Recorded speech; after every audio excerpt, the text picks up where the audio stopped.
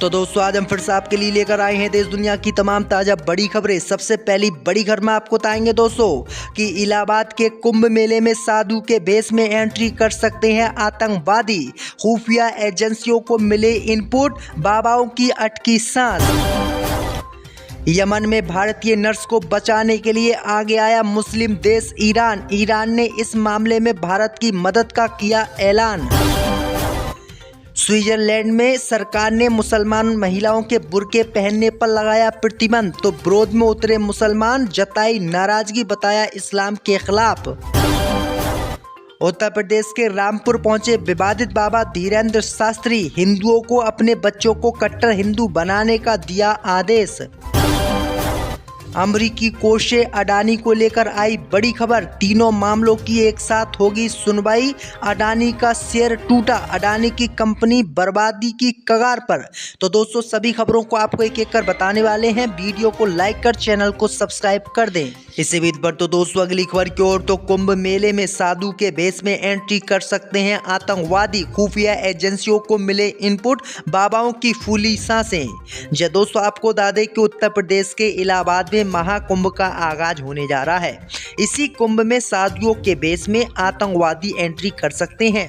वहीं आपको बता दें कि इसकी जानकारी खुफिया एजेंसियों को मिली है। वहीं आपको बता दें कि जैसे ही जानकारी पूरे देश में सामने आई है, तो महाकुंभ में जा रहे बाबाओं की सांस अटक गई है।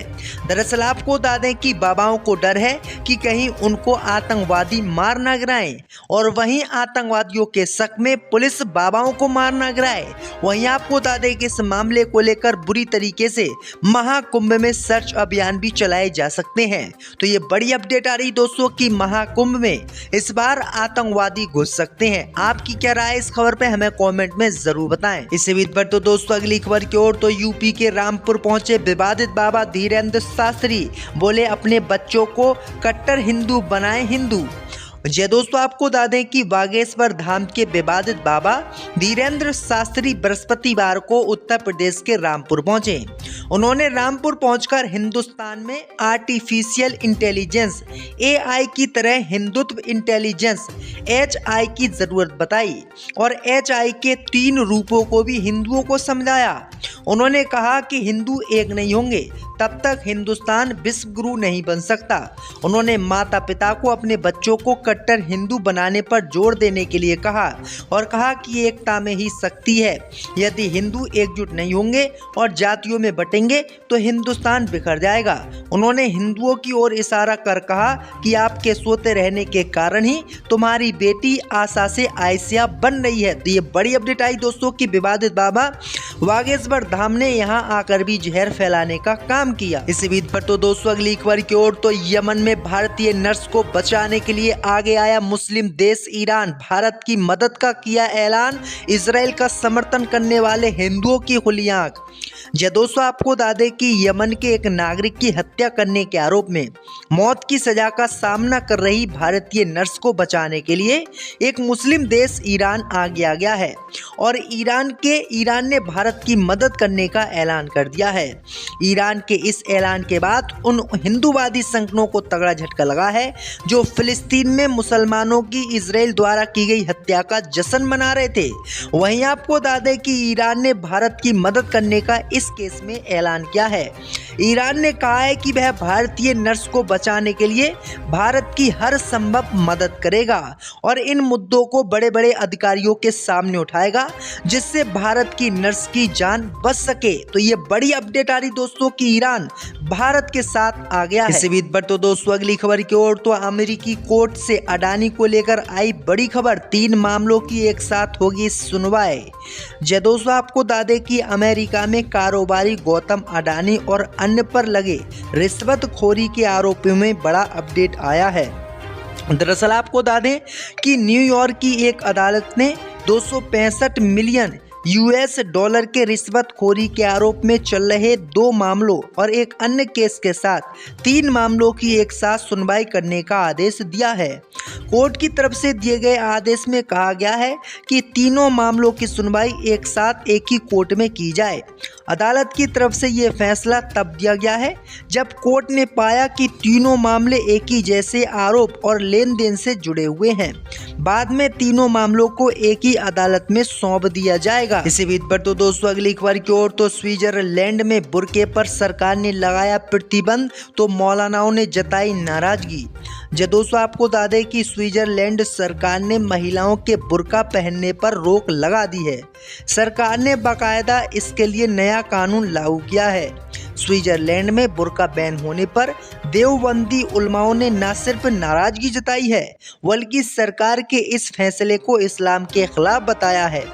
देवबंदी उलमा मौलाना कारी इसहाक गौरा ने कहा कि महिलाएं बहुमूल्य हैं, इसलिए महिलाओं को बुर्के में रखा जाता है, वैसे ही जैसे किसी कीमती चीज को छिपाकर रखा जाता है। स्विट्जरलैंड सरकार ने बुर्के के खिलाफ कानून बनाकर वहां की महिलाओं के मौलिक अधिकारों का हनन किया है। देवबंदी उलमा मौलाना कारी इसहाक गौरा ने कहा है कि इस्लाम में महिलाओं को बहुत सम्मान दिया गया है, महिलाओं को बहुत कीमती समझा गया है। जैसे किसी कीमती सामान को ढककर छिपाकर रखा जाता है, उसी तरीके से मुस्लिम महिलाओं को भी रखा जाता है। इसी बीच पर तो दोस्तों अगली खबर की ओर तो वियतनाम और फिलीपींस के बाद मुस्लिम देश खरीदेगा ब्रह्मोस मिसाइल, भारत आ रहे हैं राष्ट्रपति। दोस्तों आपको बता दें कि भारत की ब्रह्मोस्त्र मिसाइल की दुनिया भर में डिमांड बढ़ रही है। कभी हथियारों के सबसे बड़े आयातक रहे भारत के लिए ये बड़ी सफलता है।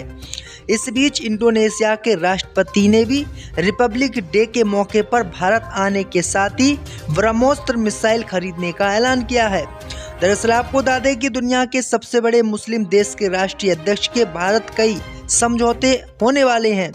इसमें से एक समझौता ब्रह्मोस्त्र मिसाइल को लेकर भी होने वाला है। भारत और रूस ने मिलकर इन मिसाइलों को तैयार किया, जिनकी डिमांड कई देशों से की गई है। माना जा रहा है कि इस दौरे में इंडोनेशिया के राष्ट्रपति ब्रह्मोस्त्र मिसाइल को लेकर समझौता करेंगे और कुछ आने वाले दिनों में मिसाइलें दी भी जाएंगी। इसी बीच पर तो दोस्तों अगली खबर की ओर तो रूस में बशर अल असद को मारने की कोशिश, जहर दिया गया, डॉक्टरों के पहुंचने तक बिगड़ी हालत। दोस्तों आपको बता दें कि रूस में रह रहे सीरिया के पूर्व राष्ट्रपति बशर अल असद को जान से मारने की कोशिश रूस में की गई है। ब्रिटिश अखबार द सन की रिपोर्ट के मुताबिक असद ने रविवार को बताया कि उन्हें सांस लेने में कठिनाई हो रही थी, इसके लिए उन्होंने इलाज के लिए मदद मांगी थी। हालांकि महज कुछ समय के बाद स्थिति और बिगड़ने लगी। उन्हें खांसी और घुटन की भी शिकायत होने लगी। आराम पहुंचाने के लिए उन्हें पानी दिया गया, लेकिन जब तक डॉक्टर पहुंचे उनकी स्थिति और बिगड़ गई। सीरिया के पूर्व राष्ट्रपति बशर अल असद को मारने की कोशिश तब की गई है जब उनके संबंध रूसी राष्ट्रपति व्लादिमीर पुतिन के साथ बिगड़ते हुए नजर आ रहे हैं।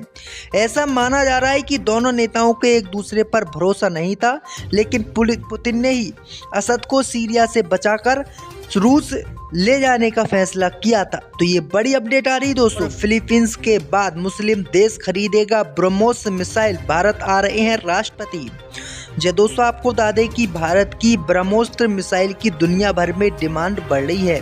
कभी हथियारों के सबसे बड़े आयातक रहे भारत के लिए ये बड़ी सफलता है। इस बीच इंडोनेशिया के राष्ट्रपति ने भी रिपब्लिक डे के मौके पर भारत आने के साथ ही ब्रह्मोस्त्र मिसाइल खरीदने का ऐलान किया है। दरअसल आपको बता दें कि दुनिया के सबसे बड़े मुस्लिम देश के राष्ट्रीय अध्यक्ष के भारत कई समझौते होने वाले हैं। इसमें से एक समझौता ब्रह्मोस्त्र मिसाइल को लेकर भी होने वाला है। भारत और रूस ने मिलकर इन मिसाइलों को तैयार किया, जिनकी डिमांड कई देशों से की गई है। माना जा रहा है कि इस दौरे में इंडोनेशिया के राष्ट्रपति ब्रह्मोस्त्र मिसाइल को लेकर समझौता करेंगे और कुछ आने वाले दिनों में मिसाइलें दी भी जाएंगी। इसी बीच पर तो दोस्तों अगली खबर की ओर तो रूस में बशर अल असद को मारने की कोशिश, जहर दिया गया, डॉक्टरों के पहुंचने तक बिगड़ी हालत। जी दोस्तों, आपको बता दें कि रूस में रह रहे सीरिया के पूर्व राष्ट्रपति बशर अल असद को जान से मारने की कोशिश रूस में की गई है। ब्रिटिश अखबार द सन की रिपोर्ट के मुताबिक असद ने रविवार को बताया कि उन्हें सांस लेने में कठिनाई हो रही थी। इसके लिए उन्होंने इलाज के लिए मदद मांगी थी। हालांकि महज कुछ समय के बाद स्थिति और बिगड़ने लगी। उन्हें खांसी और घुटन की भी शिकायत होने लगी। आराम पहुंचाने के लिए उन्हें पानी दिया गया, लेकिन जब तक डॉक्टर पहुंचे उनकी स्थिति और बिगड़ गई। सीरिया के पूर्व राष्ट्रपति बशर अल असद को मारने की कोशिश तब की गई है जब उनके संबंध रूसी राष्ट्रपति व्लादिमीर पुतिन के साथ बिगड़ते हुए नजर आ रहे हैं। ऐसा माना जा रहा है कि दोनों नेताओं के एक दूसरे पर भरोसा नहीं था, लेकिन पुतिन ने ही असद को सीरिया से बचाकर रूस ले जाने का फैसला किया था। तो ये बड़ी अपडेट आ रही दोस्तों।